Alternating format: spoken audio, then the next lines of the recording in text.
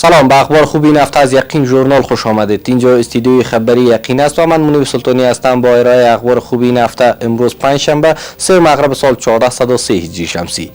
وزارت ترانسپورت میگوید حدود 40,000 مهاجر را به ولایت‌های شام به صورت رایگان انتقال داده است.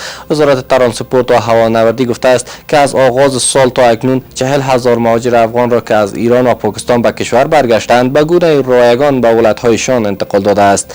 امام الدین احمدی سخنگوی وزارت ترانسپورت و هوانوردی افزوده است از آغاز امسال حدود 40,000 مهاجر افغان انتقال داده شدند. همزمان شماری از خانواده‌های مهاجران که به کشور برگشتند از امارات اسلامی خواستار ایجاد سهولت و سرپناه در ولایت‌هایشان هستند. جلب کمک‌های یونما به افغانستان برای مهار مشکلات زمستان.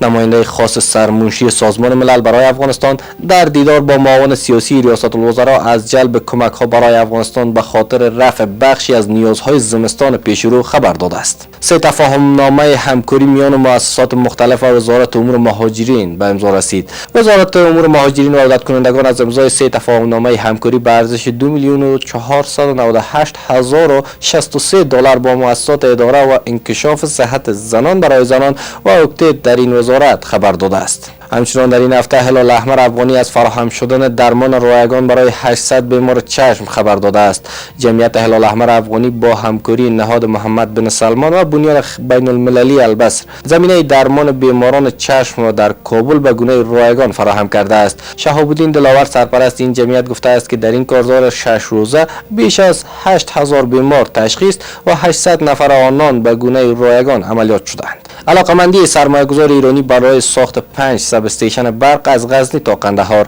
وزارت انرژی و آب میگوید که سرمایه‌گذار ایرانی و یک شرکت داخلی در دیدار با سرپرست این وزارت علاقمندیشان را نسبت به سرمایه‌گذاری در ساخت 5 سب استیشن برق از غزنی تا قندهار ابراز کردند. مولا عبدالغنی برادر از جریان کار شاهراه سالنگ دیدن کرد. مولا عبدالغنی برادر آخوند معاون اقتصادی ریاست الوزراء و مولا محمد عیسی ثانی وزیر فواید عامه از جریان کار شاهراه سالنگ دیدن کردند.